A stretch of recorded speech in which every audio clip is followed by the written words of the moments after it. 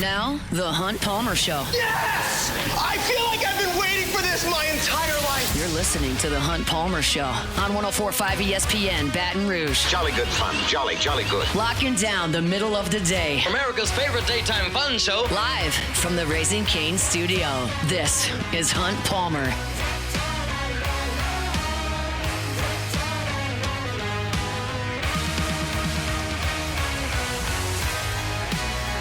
Welcome in. Hunt Palmer coming to you from the Raising Cane studio downtown in the capital city on this Tuesday. Means brought to you by Immense Networks, Cloud IT Management. Hope your work week's off to a good start. Appreciate you hanging out with us on 104.5 ESPN Baton Rouge. Jordan Kitchens, Cassie Spazzali back there on the ones and twos. Sharief, Ishaq in 15 minutes talking Saints. Glen West in half an hour talking LSU. There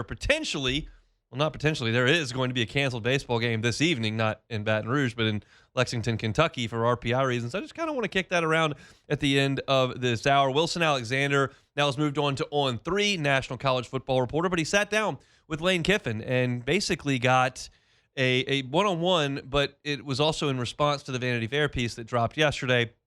Wilson's going to stop by here at 2 o'clock to discuss that. I want to talk about Mason Braun at 2:15. So plenty to do here over the course of the next couple of hours. Lock us in. Let's crank things up with our opening drive. Welcome to the big league. It's time for Hunt's Opening Drive. Presented by Fabry Chevrolet GMC in St. Francisville. Look, y'all, I'll be real honest with you. I would love to start today's show crunching RPI numbers. I would love to be looking at host sites and regional projections. I would love to sit down and talk about LSU's pitching plans this weekend and how to use those moving into Hoover and all that kind of. That's what I would like to do on May the 12th. That's where my bread is buttered. That's what I want to do this time of year. It's my favorite time of year. I can't. That's a worthless conversation. So the lead of today's show is not exactly what I want to talk about. I do believe it to be the biggest story in our market right now, one that is taken over at a national level in the world of college sports, and it's Lane Kiffin's comments to Vanity Fair and On 3. Now, I brought this up yesterday. The story had been dropped a couple of hours prior to me going on air. I read it. I gave my thoughts on it yesterday, and essentially my thoughts were, this doesn't really matter. But that's not the way almost anyone else has perceived this story. In fact, it's gotten a ton of reaction, a ton of discussion from Vanity Fair, in Louisiana, in Mississippi, nationally, college football analysts, fans. No matter where you look on my feed on Twitter or Instagram, I'm getting inundated with Lane Kiffin Vanity Fair talks and racism and bringing the new girl to the family reunion and all sorts of takes that I'm looking at. And that has changed the way I've kind of looked at this story nationally. To me, I don't really care. And I wrote a column about it on LouisianaSports.net that this whole war of words thing is worthless to me. But I'll tell you, like, I took in some Mississippi content over the last 24 hours. And I think all these guys in these outlets do a really good job at creating traffic and discussing Ole Miss, and I lean on all of these different outlets for information and an opinion and a pulse of Mississippi. Chase Parham and Neil McCready do great work for 24/7. I listened to their podcast this morning. They both used the term obsessed with Ole Miss when talking about Lane Kiffin. He's obsessed with Ole Miss. So that's their take on the matter. Stephen Willis, he is an Ole Miss fan and purports himself to be such, and he's a little bit inflammatory and is suggesting that Lane Kiffin will never make the playoffs at LSU and that he would have lost to Tulane and in the playoff, even though he beat Tulane by 100 like 3 months earlier. That's what Steven does, and look, his podcast is really big. But he used the caption of his profile in YouTube today, Lane Kiffin is an awful human being. That was the title of his YouTube video. Lane Kiffin is an awful human being. Super Talk Mississippi, which I have a ton of respect for. I saw Brian Haydad, who's a Mississippi State guy, but I saw him in Starkville a couple of weeks ago. But his partner, Michael Borky, said, and I quote here, Lane used the race card to say I had to leave Ole Miss because of racism. That's the coverage you're getting from over in Mississippi. And, like, they know Lane Kiffin better than I do. They've been around Lane Kiffin for 6 years. I've been around him for 6 months. I've been aware of his presence for longer than that, but that's what the people in Mississippi are suggesting. And to me, this story is just a nothing burger to me. There are so many Ole Miss fans on message boards and on Twitter and on On3 and Rivals and comments that are suggesting that Lane Kiffin is calling Ole Miss a racist institution. Like, that's the vibe and the tone that I'm gathering from the people in Mississippi. And I wasn't there for this 4-hour conversation that Lane Kiffin had with Vanity Fair. All I have is the quote. And the quote doesn't suggest that Ole Miss is racist. In no way does that excerpt from the story suggest that. It says, when I was recruiting, there were grandparents who had a hard time with their grandchildren moving to Oxford, Mississippi. And there was a stereotype and a feeling from the outside that I had to fight against at Ole Miss. I mean, newsflash here, folks. In the states of Mississippi, Alabama, Georgia, Louisiana, there's a period of history, especially for those in their 60s and 70s that have grandkids, not a great human rights record. It's American history. And so for people who are not in Oxford, Mississippi, or not in Jackson, Mississippi, that are from out of state or maybe across the country, that have had that perception of the South for 50 years, that now their grandson wants to go play football, that might cause a problem. He didn't say it happened every time or that I could never recruit, but he was there for 6 years. Maybe a couple of grandparents expressed some questions about Oxford. I don't see how that's massively inflammatory. And oh, by the way, that can happen in Baton Rouge, Louisiana, too. He was in Oxford for 6 years. He's been in Baton Rouge for 6 months. Now, he said that he's had grandparents and parents suggest that, hey, the diversity in Baton Rouge is great. Baton Rouge's population is about 50% African American. There is an HBCU in town. There's a lot of diversity in Baton Rouge. That's not breaking news. It's statistical fact. I have a hard time getting all riled up about this when it doesn't appear to me to be all that inflammatory at all. And they're just fanning the flames over there in Mississippi. And I have said this, and I wrote this in my column. My opinion is that Lane Kiffin should stop talking. He should stop doing Vanity Fair pieces. He doesn't need to go on the Feinbaum show. He doesn't need to hop immediately on with Wilson Alexander, who did a great job. And we're going to talk to Wilson in 50 minutes about this. And I'm curious for his thoughts because Lane Kiffin did go there. But if Lane Kiffin is trying to fight for his public persona to be drastically different and to be accepted in Mississippi, it's never, ever, ever, ever going to happen. It doesn't matter who you are. If you leave Ole Miss for LSU during a season in which there are championship aspirations on the line, under no circumstance will you ever be paraded around Oxford and welcomed back with open arms. It's an impossibility. That's how this whole thing works. So his attempt at trying to justify this decision or to try to say, hey, Ole Miss fans, we had a pretty good run, it's not going to work ever. So what you need to do is throw your arms around LSU, stay away from cameras and microphones, stay in the film room, go to the Florida Keys and go fishing, spend some time with your family, coach the team, and win some games. Ultimately, and this is the fact of the matter, and this was the crux of my column, what's not going to matter is the way he left Oxford or whether or not there was a crazy person trying to run him off the road or not, whether he had a police escort or not, whether he took staff to Baton Rouge or didn't, whether he had grandparents that thought there may be racial undertones that were or were not true. None of that is going to matter. You know what's honestly not going to matter either? In the grand scheme of this whole thing, the game on September 19th, that's not even going to matter either.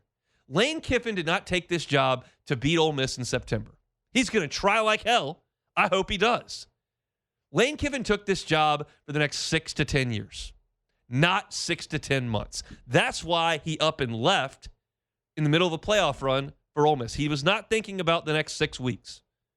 He was thinking about the next 6 to 10 years. And none of this war of words between Ole Miss administrators and Trinidad Chambliss saying, hey, look, we got a coach in Pete Golding who's a little bit more team first, and Kiffin going on Vanity Fair, and Kiffin trying to say this in a press conference, saying he's got the better girl. Like, none of that's going to matter. What's going to matter is, does Lane Kiffin get LSU to the college football playoff 4 times and win a national championship, or does his career look like Brian Kelly's? That's the only thing that's going to matter here. To a far lesser extent, what Pete Golding is able to do in Oxford is part of this story too. But ultimately, it's going to be wins and losses on the field. It doesn't matter why he left. It doesn't matter what time he left. He left. And he needs to put down this insatiable desire for people around the country to accept him and to hear his side of the story. It doesn't matter. The people here in Baton Rouge love it. They're laughing all day. Yesterday, Vanity Fair. Today, like, it's people took your coach. We're going to smoke him in Oxford. Ole Miss is toast. We got and people in Oxford are going, hey, Pete Golding ran this recruiting operation. Hey, Pete Golding's defense is what made us better than we were. We already had Lane's offense and we weren't that good. He never wins big games. Golding beat Georgia in the Superdome. Like, they're going to frame it their way. LSU fans are going to frame it their way. None of it freaking matters. The only thing that's going to matter is what Lane Kiffin's entire arc in Baton Rouge looks like, not right now. And I just would have a disagreement that Lane Kiffin was just completely out of line in this nothing burger of a Vanity Fair piece. I read it and thought it was so mundane, so mild, but in the same breath, I don't think he should have done it. I don't think there's any positive. The positive is going to work and making this job everything that you thought it was and why you left Ole Miss. You left Ole Miss because you feel like this is the spot where you can really plant your roots and win. That's why you did it. And that's what's going to matter. I can't conjure up a lot of emotion about the Vanity Fair piece. I can about the public reaction to it, which is essentially what I wrote about in my column. But again, it's not even talking season yet. Talking season is like July and August. It's May. It is what it is. And I think it's part of the Lane Kiffin experience that we'll have to get used to. He's not going to just go coach his team. He's going to do press conferences. He's going to do interviews. He's going to get on Twitter. He's going to get on Instagram. He's going to do all these things. It's what Lane does. He likes to be in the public eye. But I think his attempt to try to sway the narrative is just not going to play. What plays is you redeem yourself by kind of keeping a lower profile and winning a bunch of games here. That's what plays. We'll see if he can get that done. That's our opening drive here on this Tuesday. We're brought to you by Immense Networks Cloud IT Management. When we come back, Sharief, Ishaq talking a little bit of Saints. We'll do that coming up. The Hunt Palmer Show. Folks over at Auctioner want to remind you that that March is Stroke Awareness Month. And what I've been telling you all month long, May is Stroke Awareness Month, is that there's an acronym that's really easy and easy to understand. It's balance and eyes, BE, and then FAST, FAST, face, arms, speech, and time. With balance, if a person is unable to maintain proper balance, need to be checked on. If a person's vision is affected or an eye is deviated to one side, another sign.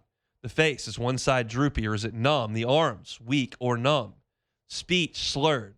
If the person shows any of these symptoms, even if they go away, you need to get them to a medical professional immediately. Call 911 or get to a hospital. You got to remember to be fast. Stroke Prevention 101 is something else that Auctioner is so big on. Control your blood pressure. High blood pressure is a major risk factor if left untreated. It's Stroke Awareness Month all May long, and we're telling you about it thanks to our friends at Auctioner. This is the Hunt Palmer Show on 104.5 ESPN, Baton Rouge.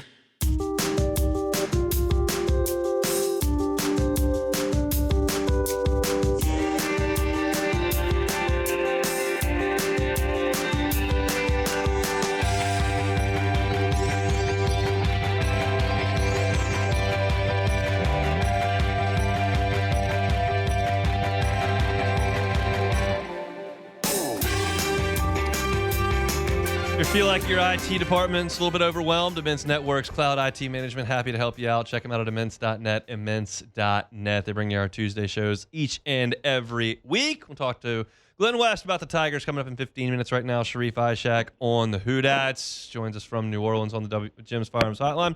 Sharief, how are you? I will never doubt you again when it comes to baseball. So I'm doing well. What did I do this time? You told me that they weren't back, and you were right. They were not back. They went to Athens and did not quite come up with a win. I think things are running out rapidly here. We're about a week out from LSU's baseball season being over, I'm afraid. That just gets us to football even more quickly, and the Saints are part of that story as well. Rookie mini camp starting last week. Jordan Tyson out there for a bit, then some load management's not out there. Anything you took away from rookie mini camp with the Saints? His one practice was really sharp. I thought he looked quick, fluid, sharp running his routes. It's everything what the Saints could definitely use with a top-notch receiver. I'm not worried that he missed that second practice. I know Kellen said it wasn't due to an injury. It's maybe a little bit of a bending of the truth there with what he told us Saturday. Maybe he's right. I know he's not really a lying type of guy. He's an honest guy. But maybe he woke up a little sore after that practice that he had on Friday, and they said, all right, no, we're not going to go through this. We're just going to ramp you up, and it's only rookie minicamp. But I was really impressed just watching him run his routes. I was impressed with all three receivers. They're really, all of them are really good people on top of being good football players. I enjoyed talking to Barry enjoyed talking to Bryce Lance. Those are the three guys we talk to a lot. But just looking at it, rookie minicamp isn't much, Hunt. It's an hour long.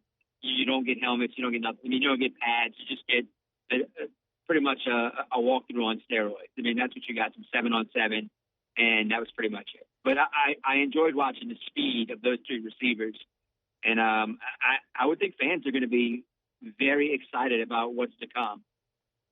Look, they have a lot of numbers at wide receiver now based on what they did in the draft and some guys coming back from injury from last year. What do you think the chances are that Barryon Brown can stick with the Saints in either capacity in the active roster, certainly on the practice squad as well? No, I think he's going to be on the active roster. Okay. I truly do. I don't know why. I know people are like, well, he got drafted super late, and that's just is what it is, a sixth-round pick. But I was like, this team's special teams was awful last year. It was awful. The return game was terrible after Rashid Shaheed left. So he's going to fill in that void that Rashid left behind whenever he went to Seattle. So I think he's there for sure. And look, you can use him in a number of different areas on the field with your offense. In the slot, you can line it up wide. You can do jet sweeps. You can do a lot with him. He's got speed, hon. Speed kills in the NFL. And this team desperately needs that. And I have him penciled in on 100% on the active roster whenever the active roster is made before the season starts. Same thing go for Bryce Lance? Yeah, of course. You're not wasting a fourth-round pick on a guy just to put him on the practice squad or cut him. That means you would have made a major mistake in terms of the evaluation for the draft process. And but he's a smart kid. You're talking to him, a smart kid. 27 touchdowns in the last two seasons at North Dakota State. Run the route tree really well. He's got to just clean it up a little bit in terms of his route running. Does a little extra at times in terms of coming out of the breaks. But I think he's a good receiver. He's going to be a solid receiver. He had nice production, like I said, for the North Dakota State Marathon. So you can use him also at a number of spots. Speedy, and he's 6'3", and got some size. I like to see him put on a little bit more size and some more weight. But look, you're not cutting a fourth-round pick. He's going to be on your active roster. You cannot complain about Tyler Shuck needing weapons, and then you go out there and draft three guys and say, look, we're going to cut possibly the last two they drafted. I just don't see that happening. Schedule release is the next thing on the schedule, I guess I should say. That's coming up on Thursday. How do you feel about, or what's important for the New Orleans Saints coming up on Thursday with the release? After not having a primetime game, I think they're in play for three, Hunt. The obvious one would be the 20-year anniversary of the Dome coming against the Falcons. That'll be, I think, week 3 if the schedule falls right, September 25th. So that's a Friday. So I think that's like the big obvious one. Where do they put their divisional games? Wondering if like the Packers or Steelers at home will be a primetime game, which sounds like it should be. One of them should be a primetime game. There's always a sneaky AFC team that they get hit with a Thursday night football game. And I'm assuming the Paris game, from all understanding, is the Browns October 25th. But I just want to see where they start the season, how they set up their home schedule to start the season. Having a lot more games at home to start the season would be nice to get them off on a good roll. Second easiest schedule in NFL. It really doesn't mean anything because we've seen teams with tough schedules last year make a run. But that's what I'm looking at. I'm looking at how many primetime games can they finally get a Sunday night football game on for the first time since 2021 when they were in Tampa and beat the Buccaneers 9-0 in December when Sean Payton had COVID and Taysom Hill played quarterback. So some things I'm looking out for. I'm not sure if they're ready for that Sunday night vibe again because it feels like that's reserved for teams who are a legit playoff contenders and have a chance to make it deep into the playoffs. What do you feel about the bye week and as it relates to the Paris game / divisional game / time of the year that they have it? I mean, that time around late October is generally a pretty good time to have it. Do you feel like they may get the bye in some place around that travel game? So what they're asking for, from what we're being told from sources, that they want to play a Thursday night game before going to Paris and then getting the bye week after. Whoa, okay. So that makes the most sense, huh? I mean, if you play October 25th, and the following week would be November, I guess, 1st. So you get off on All Saints Day. I mean, that's what it sounds like. I mean, they could come back and play that week and have the bye week on the 8th and be fine with that. But, I mean, it's a tough, long stretch if you're asking for a bye week 2 weeks after you play that game in Paris. But it just feels like that's how it would line up. Thursday night game and then maybe the bye after they play in Paris. Ask you every week, but I feel like we'll just keep continuing it until we get a resolution. But anything you feel on Cam Jordan to this point?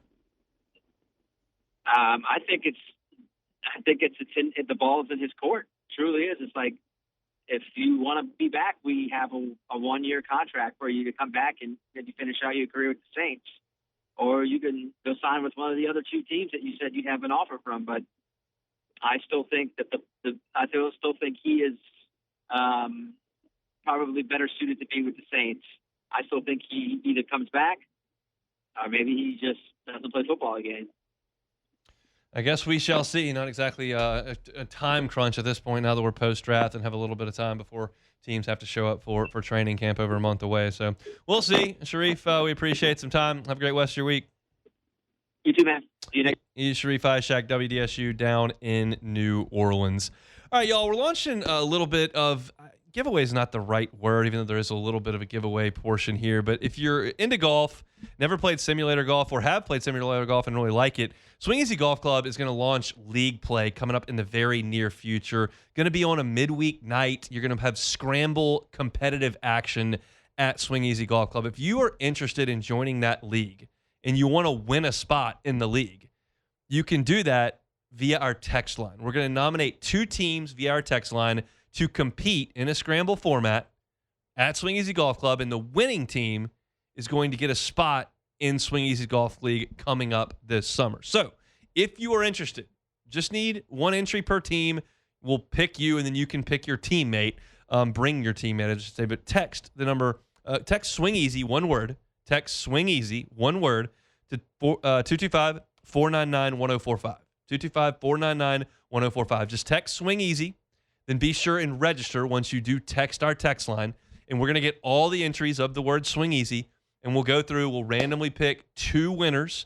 Those 2 teams will compete at Swing Easy Golf Club. We'll be there, and we'll get you a couple swag bags, and we'll let you all compete, and the winner gets a spot in Swing Easy's Golf League coming up this summer. So if that's something you're interested in doing, text Swing Easy to 499-1045 in the 225 area code. That's 225-499-1045, and we'll get you registered. We'll pick a winner in about 2 weeks' time.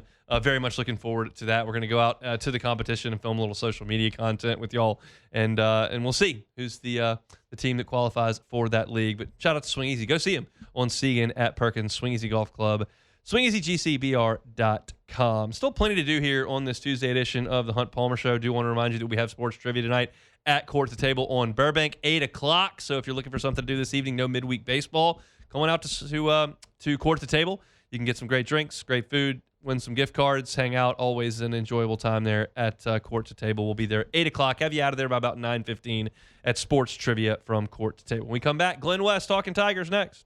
The Hunt Palmer Show. GoTro's Outdoor Power, GoTrosOnline.com. 22 years in business for the Gotro family. Family-owned and operated local business, 2 locations, Airline Highway in Baton Rouge, and then, of course, in Gonzales as well. Drive by that location on Airline. You'll see that huge amount of Hustler inventory, all orange. It's the biggest in the state of Louisiana. They also have the largest parts inventory as well. They are the National Hustler Deal of the Year 2 of the last 3 years. So if you need a new zero-turn for this grass-cutting season that we are very well in, go to Gotro's Outdoor Power. They've got financing available. They can get you behind the wheel of a new zero-turn for $100 a month. Incredible, incredible stuff. So go by and see them, Airline Highway in Gonzales, or Airline Highway in Baton Rouge, or in Gonzales. It's Gotro's Outdoor Power. They're online at gotrosonline.com. You're listening to The Hunt Palmer Show on 104.5 ESPN, Baton Rouge.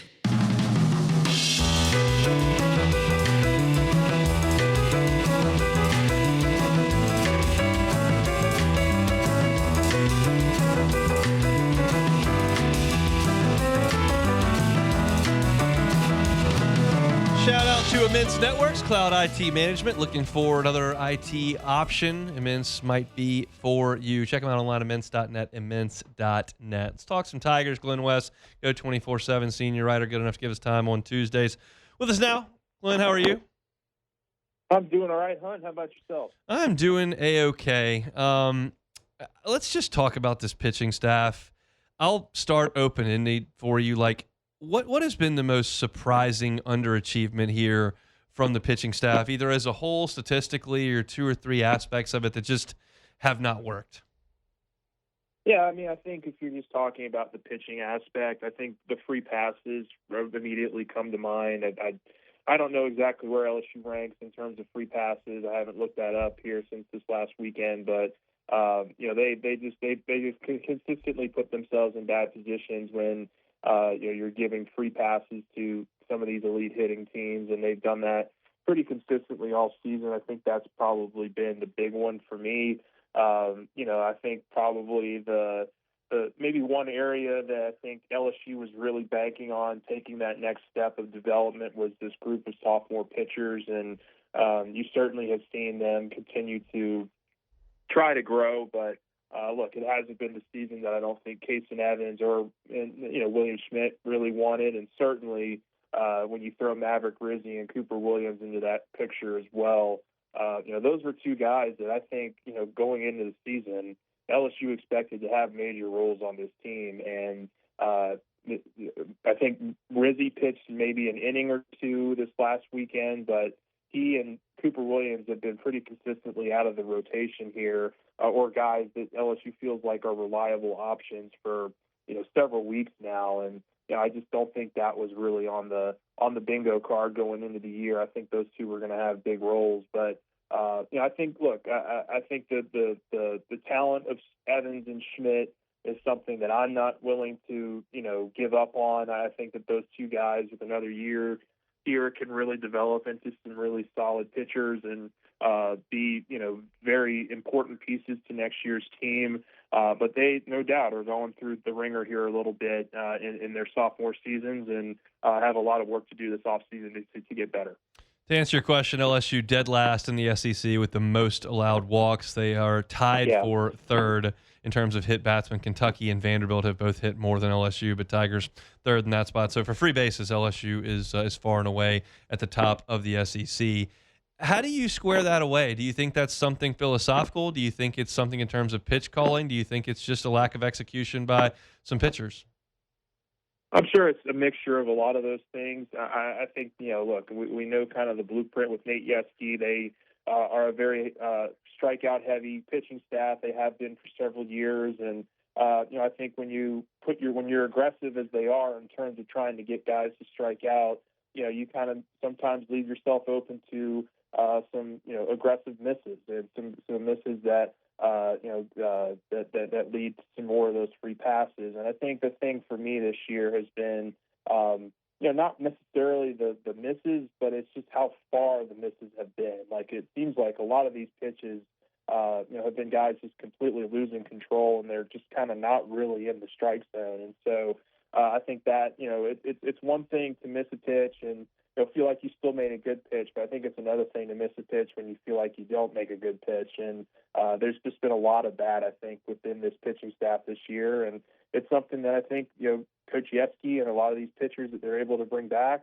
are going to have to go back to the drawing board and just try to figure out what kind of the common issues were with each individual guy, because I don't think it's something that you can lop into the entire staff. Like, I think that's something that Jay Johnson's pretty consistently talked about this year when we have asked him about some of these pitching issues, is that it really does come down to each individual guy. And so I'll be curious to see what they kind of find, at this time next year in terms of just if they can be a little bit more consistent in that area. But they faced an elite offense this last weekend, and they walked more batters than they struck out. And I don't think they've done that a whole ton throughout Coach Yesky's career at LSU. And an offense like Georgia is certainly going to make LSU pay, and they did this last weekend.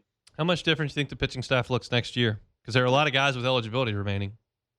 Yeah, I think I kind of did this exercise, yesterday, just kind of looking ahead. Now that the season, I think whatever glimmer of hope you had on this season, it was officially dashed this last weekend. So I started looking ahead, and look, I think there are probably about 5 pitchers that I could, realistically say, hey, I think they've got a good shot at bringing these guys back. I think it's, Kason Evans, William Schmidt.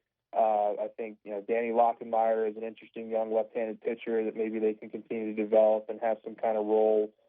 Freshman Marcos Paz, I think, is another one that I think LSU wants back in the fold and continuing to develop. But and then Cooper Moore would be the other one. Coming off of that injury, get another year of development for him, can be kind of maybe a steady arm for you next year. So those are kind of maybe the 5 that I see as kind of the most realistic options in terms of being back next year.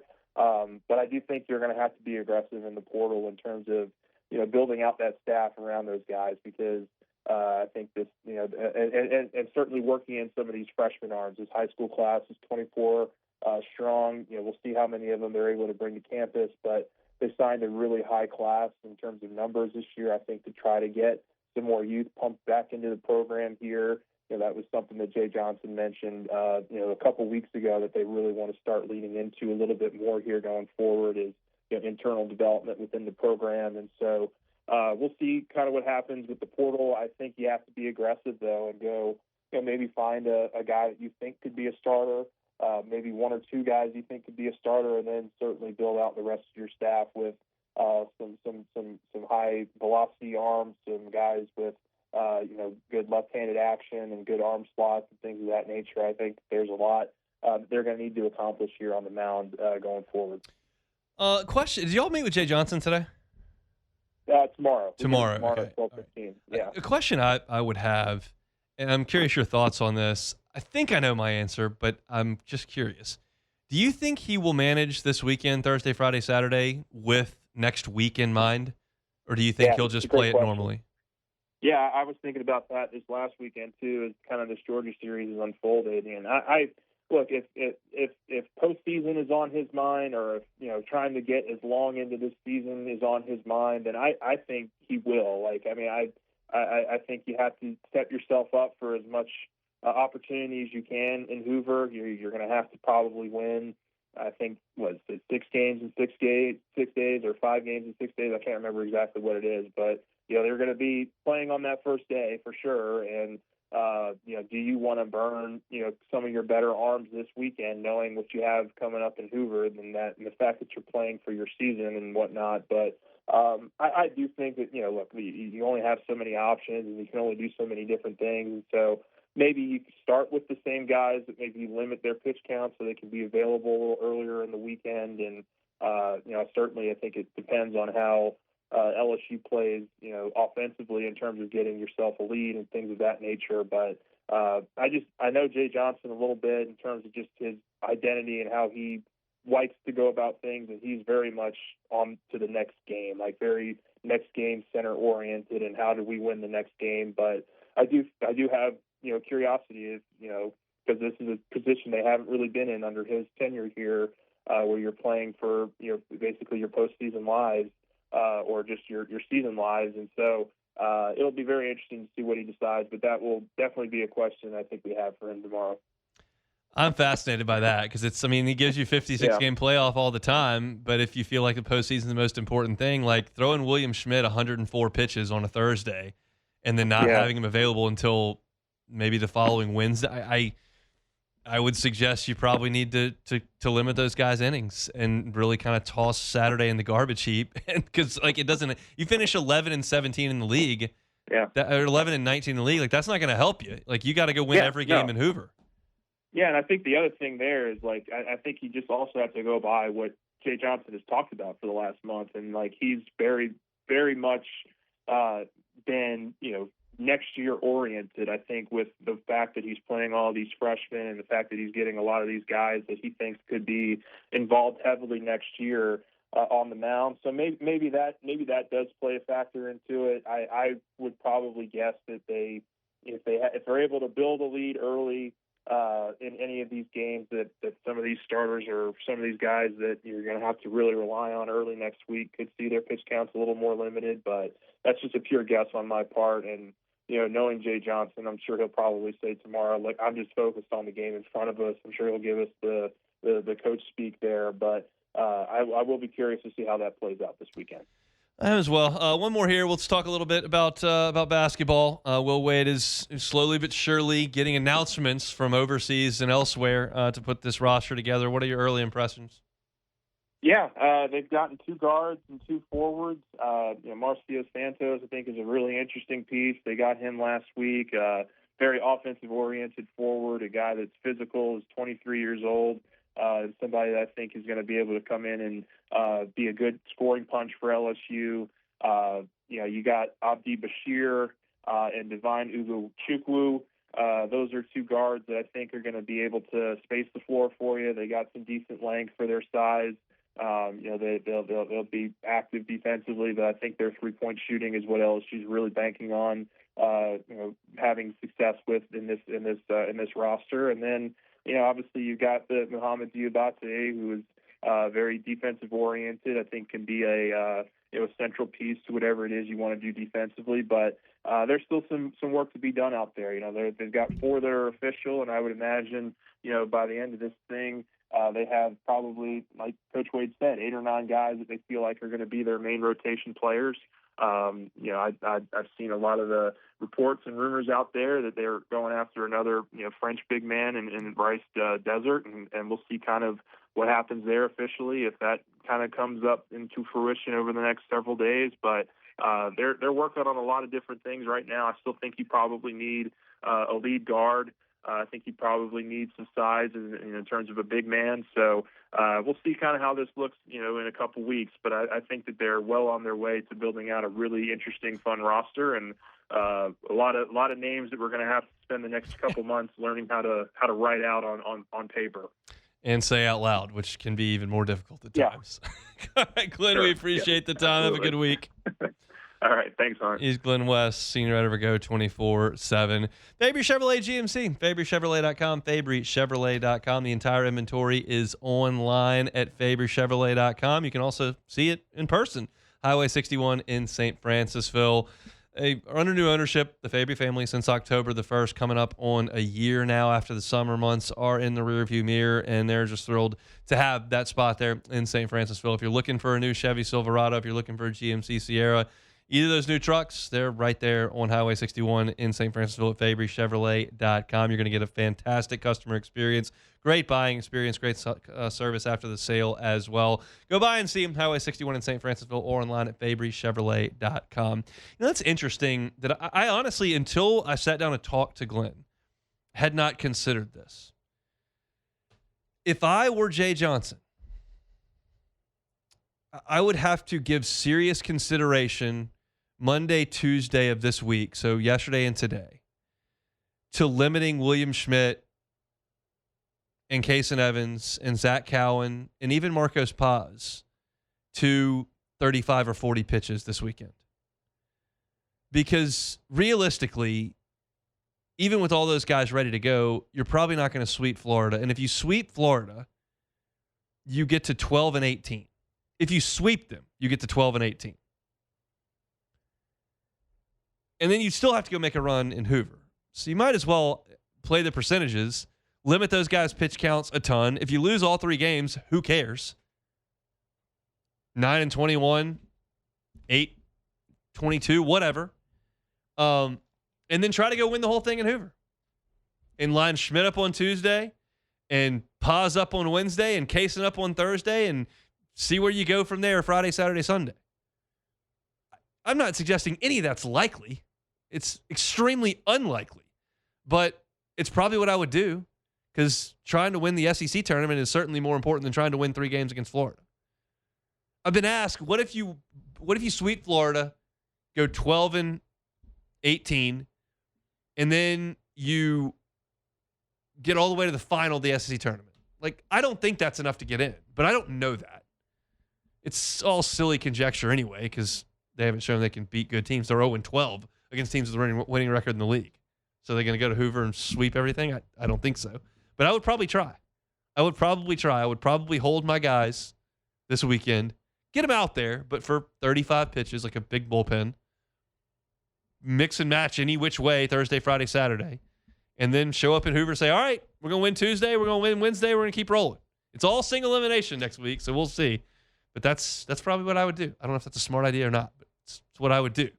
Speaking of what I would do or what I wouldn't do, Kentucky's canceling a baseball game tonight. I'll talk about that and what I think that means next. The Hunt Palmer Show. Highland Insurance Group, HighlandIG.com. HighlandIG.com is the website. If you are a sizable organization, you spend a sizable amount on your annual insurance premiums. You have great loss history and a great risk management department.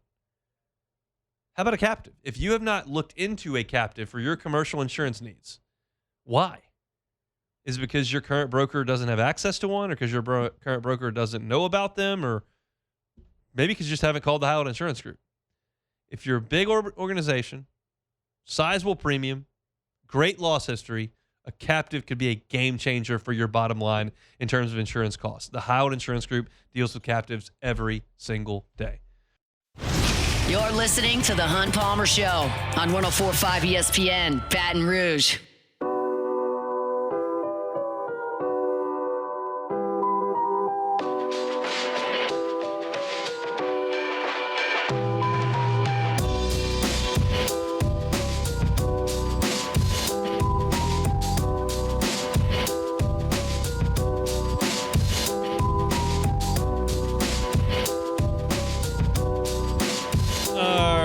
Tuesday show is brought to you by Immense IT Networks. They're online at immense.net, immense.net. If your IT department feels overworked or you're not happy with a third-party IT contractor that you've brought in, check out Immense. Go check them out at immense.net. They're fantastic.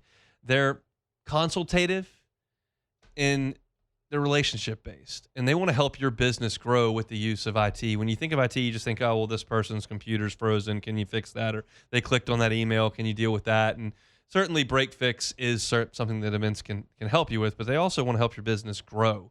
They also want to monitor your system 24 hours a day, 7 days a week, so you understand that there are always threats, and they can be out in front of those in a proactive manner because they're monitoring your system.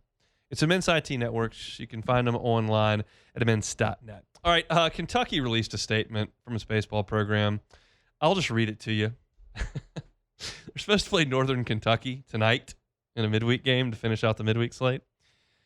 Kentucky's Tuesday game with Northern Kentucky has been canceled and will not be made up. Tuesday night's game versus Northern Kentucky is canceled in a mutual decision by both teams. Our team faced multiple extended delays over the weekend, extensive travel days, and challenging rest and recovery periods. We play a critically important conference series beginning Thursday that demands putting our student athletes in the best possible position for success.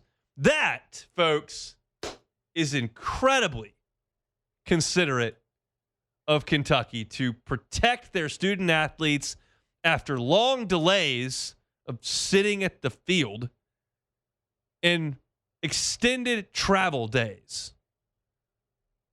That's just kind of par for the course. But Kentucky is getting out in front of this. They're canceling the game so their guys can get. I'm sure they won't practice today because they got to get rest. Probably won't practice for their series against Arkansas where the season lays in the balance because they've got to rest. They had a hard travel schedule. Delays. My goodness, delays. Maybe, though, it has to do with the fact that Northern Kentucky's RPI is 276th. 276th. Maybe it has to do with the fact that Kentucky is squarely on the bubble. They got 12 league wins. They need to get another one against Arkansas at least. And if they lose to Northern Kentucky on a Tuesday, their RPI is going to tumble into the low 30s, maybe close to 40, because you would lose to a team that's 276th in the RPI. But I'm sure it's just scheduling. Just long delays, brutal travel. Where'd y'all come from? Australia or no? Oh, Gainesville. You came from Gainesville, Florida, like 3 states away. Okay. Look, y'all, this is not new. Ole Miss has done it. There are other teams that have done this, canceling that last midweek game. I don't like it. I don't like it. I understand it's within your right to cancel the game. The NCAA is not happy about this. They've issued a memo suggesting that canceling games for non-weather-related reasons is unacceptable. You just got to put in a rule that says you can't do this. And it's hard to know who's going to be good and who's going to be bad. There are some years you may play Southeastern, their RPI might be 65. You might play them another year if you're LSU, and it might be 205. It's hard to know. But canceling games is not the way to run a sport. Can't decide what games you want to play once the schedule's on. You're in charge of your schedule. I just don't like canceling in the middle. And this, when I talk about public relations all the time, you just lie to people. It's just a lie. They just lied and made that up because they don't want to play the game for RPI reasons. Is what it is. Hour 2 next. The Hunt Palmer Show. Boudreaux's Electrical Services. Boudreaux's Electrical Services. Some call it over-planning. Boudreaux's Electrical Services, they just call it foresight. You know that next power outage is coming. Might be a winter event like we had last year, this year too. Might be a hurricane. Might be one of those afternoon storms. Might be it's hot. Might be somebody ran into a power line. I don't know what the next source of your power outage is going to be, but you can make sure it doesn't affect you when you put that Generac home standby generator in, courtesy of the folks of Boudreaux's Electrical Services. They'll monitor it 24 hours a day, 7 days a week. So if there's any sort of mechanical issue, they'll know about it. They can send a local team out to go ahead and handle that maintenance and make sure you're up and running when the power goes out next. Call Neil and Melissa. They've been running the show at Boudreaux's Electrical for 40 years. 985-397-1562. That's 985-397-1562. Or in Gonzales, 225-393-89.